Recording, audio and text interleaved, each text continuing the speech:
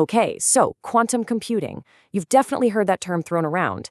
It sounds like something straight out of a movie, right? Something that's going to change everything. But what is it really? Well, in this explainer, we're going to slice right through all that complexity and just make it simple. Let's dive in. Here's the game plan. We're going to start with what it is, then get to the absolute core of it all, the qubit. After that, we'll check out its secret weapons, what it's actually for, and finally, take a reality check on where things stand today. Just look at this thing. It looks like a crazy futuristic chandelier. And yeah, it's every bit as complex as it looks. This is a quantum computer, and inside this machine is the potential to solve some of the biggest problems we face as a species. But its power comes from a totally different rulebook. So the question is, how does it actually work? All right, first up, to really wrap your head around this, you kind of have to forget everything you know about normal computers. Seriously, this isn't just a faster, shinier version of your laptop. It's a complete shift in how we even think about processing information. At its very heart, this is the simplest way to put it. You see, the computer or phone you're using right now, it plays by the rules of the world we see and touch. But quantum computers, they operate down at the super tiny, super weird level of atoms and particles, where the rules of physics get, well, pretty strange. So you might be asking, why do we even need this new approach? Our computers are great. And they are, but they work by going one step at a time. It's like trying to solve a giant maze by trying one path, hitting a dead end, turning around, and trying the next one. It works, but for really complex problems, it would take forever. The quantum idea is to explore every single path in the maze at the exact same time. So how in the world does a computer explore all those paths at once? Well, it all comes down to its most basic piece, its fundamental building block. And it's totally different from what's in your computer. We need to talk about the qubit. Okay, this right here, this is the single biggest difference, the whole ballgame. Everything you use runs on bits. And a bit is just like a light switch. It's either off, a 0, or it's on, a 1. Simple. But a qubit is more like a dimmer switch. It can be a 0, it can be a 1, or, and this is the mind-bending part, it can be both at the very same time. That is the key to everything. So you've got these two completely separate worlds. On one side, you have the world of bits. It's familiar, it's clear, it's a world of yes or no answers that powers, everything. And on the other side, you've got this new, strange world of qubits, a world that lives in maybe and all of the above. And that uncertainty is exactly where its unbelievable power comes from. Now, this whole being two things at once ability isn't just a fluke. It's made possible by a couple of really bizarre but very real principles from quantum physics. You can think of them as a qubit's secret weapons. So, the first secret weapon is called superposition. That's just the official sciencey name for that both at the same time idea we've been talking about. It means a qubit is basically hanging out in a cloud of all its possible answers, right up until the moment you look at it. And honestly, this is the perfect way to picture it.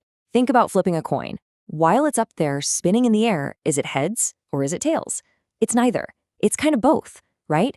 It's in a state of pure potential. Only when it lands on the table, the moment we measure it, does it have to pick one.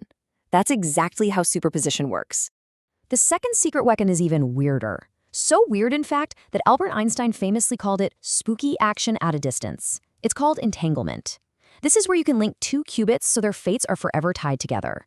What happens to one of them instantly, and I mean instantly, affects the other, even if they're on opposite sides of the universe.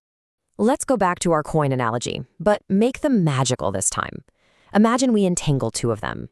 I stay here in New York with one, and I send you to Tokyo with the other. The very instant my coin lands on heads, I know for an absolute fact that yours, all the way in Tokyo, has landed on tails. There's no signal, no text message. It's just connected. It's this deep, spooky connection that lets a quantum computer perform incredibly complex calculations. So we've got these qubits with their superpowers of superposition and entanglement. That's the how. But what's it all for? Now, it's absolutely crucial to get this. A quantum computer is not a super fast replacement for your laptop. It's a highly specialized tool for very specific, very hard jobs. So let's start with the one you've probably heard about. The big one. Breaking encryption.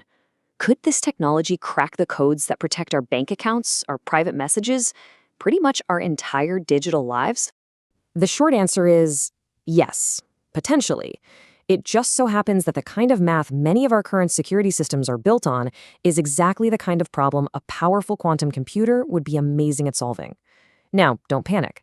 Researchers know this, and they're already working hard to build new types of quantum-safe encryption to stay one step ahead.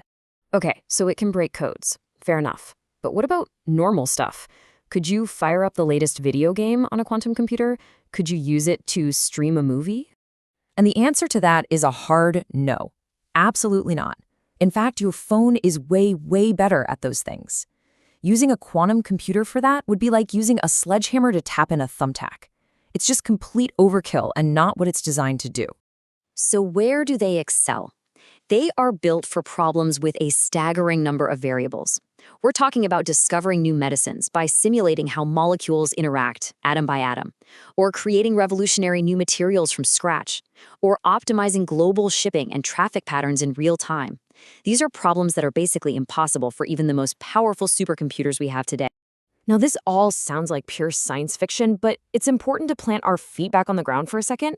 This technology is real, it's happening, but it's still in its infancy. So let's talk about the reality of where we are today. Turns out, those all-powerful qubits are actually incredibly fragile. They're like little divas. The slightest bit of heat or noise or even a tiny vibration can mess them up and cause an error. That's why these machines are so expensive and hard to build. Most of the engineering is just to keep the qubits perfectly chilled and quiet so they can do their job. This is probably the best analogy for where we're at. The Wright brothers' first airplane? It worked. It actually flew. But you weren't about to book a ticket to Paris on it, right? That's exactly where we are with quantum computers. They work, they're real, but they are very much experimental. We're in the Kitty Hawk phase of a whole new era of flight. And this brings us to what might be the single most important takeaway. The future isn't classical computers versus quantum computers. It's classical and quantum working together. Think of them as partners. Our regular computers will handle all the everyday stuff, and when they hit a problem that's just too massive, they'll hand it off to their quantum partner to do the heavy lifting. So no, this tech isn't going to replace the device that's in your pocket, but it could be the key to solving some of our biggest problems, curing diseases, discovering new forms of clean energy, unlocking the fundamental mysteries of the universe. It's a monumental leap forward in what we're capable of, and the only real question left is, when does that future get here?